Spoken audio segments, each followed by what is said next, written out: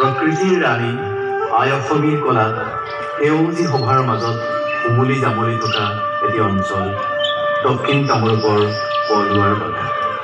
মূলত ৰাভা জনজাতীয় অধ্যুষিত অঞ্চল যদিও আদিবাসী, বড়ো, গাৰো, গৰীয়ামৰীয়া, ব্ৰাহ্মণ, কলিতা, কোচ সকলো জাতি জনজাতিৰে আবেষ্টিত হৈ ই যে অসমৰ এক ক্ষুদ্ৰ সংস্কৰণ।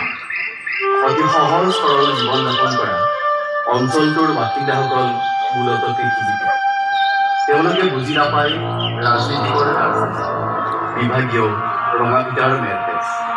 যিসকল মানুহ নিজৰ ভেটিটোৰ মাটিখিনিৰ পট্টাৰ বাবেও যেন উদাসীন।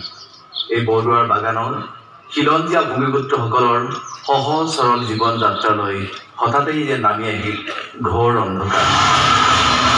২৬ মে ২০২৫ অসমৰ মাননীয় মুখ্যমন্ত্ৰী ডক্টৰ হিমন্ত বিশ্ব শৰ্মাৰ সামাজিক মাধ্যমযোগে প্ৰচাৰিত এক বাৰ্তাত যেন লুকাই আছিল এই অঞ্চলৰ বাসিন্দাসকলৰ বাবে উচ্ছেদৰ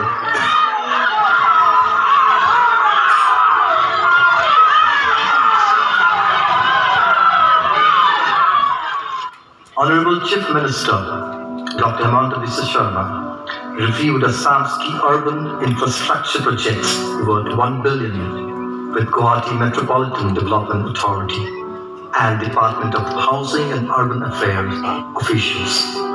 The projects include the 1,500-acre Bordwar Satellite Township at Palasar, the Jagirot Township near Tata's Semiconductor Plant, and the 150 acres Guwahati Central Business District. This development aims to congest Guwahati and drive Assam's planned urban growth.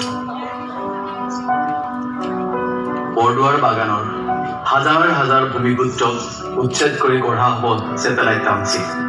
মুকলি কৰা হ'ব ৫,০০০ বিঘা ভূমি। অঞ্চলটোৰ মানুহখিনিৰ মূৰত যেন আকাশী সৰগ হৈ পৰিল।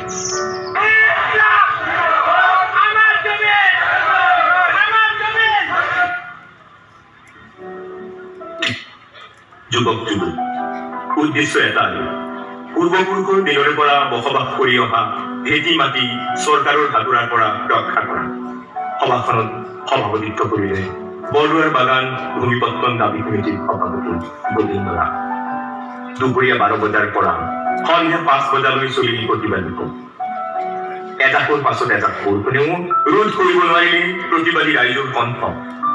হিমন্ত বিশ্ব শৰ্মালৈ কি আমাৰ মামা হয় তেওঁ সকলোৰে? আমাৰ মামা নহয়, সি বেইমান, সি এটা শয়তান, সি দত্ত, মিছলীয়া, সব মিছা নহয়, সি বেইমান, সি এটা শয়তান। হাজাৰ ক্ষোভিত মানুহ এইবাৰ ৰজা কৰি যেন সাৰ পালে। ৬ জুন ২০২৫ অসমৰ মুখ্যমন্ত্ৰী ডক্টৰ হিমন্ত বিশ্ব শৰ্মাৰ নিৰ্দেশত গুৱাহাটী মহানগৰ উন্নয়ন দপ্তৰৰ মন্ত্ৰী জয়ন্ত মল্ল বৰুৱাই বিষয়টো আলোচনাৰ বাবে আমন্ত্ৰণ কৰিলে বৰদোৱাৰ বাগান ভূমিপত্তন দাবী সমিতিৰ এটি সজাতি। এই আমন্ত্ৰণৰ প্ৰতি সঁহাৰি জনাই আমি আজি এইখিনি আমাৰ ইনক্লুড হ'ব। পৰৱৰ্তী সময়ত আটাইখিনি আমি শুনিম যে আমাৰ জ্যোতিষ ৰাভাই যিখিনি প্ৰচেষ্টাত যিখিনি ধৰি ৰাখিছে, গতিকে তেখেতৰ কাৰণে এটা জোৰদাৰ হাত চাপৰি হ'ব লাগে।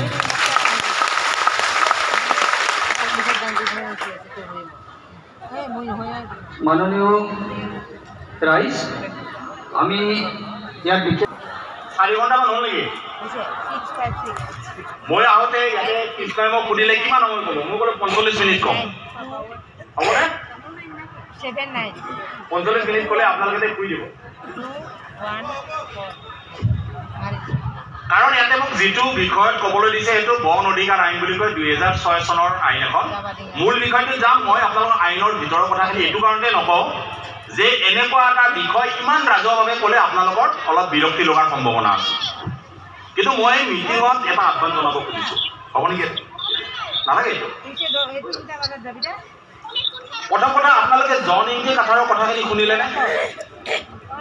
অলপ আগতে জন ইংগিত কাঠাৰে যিখিনি কথা কৈছে আপোনালোকে বুজি পাইছেনে একদম অন্তৰৰ পৰা?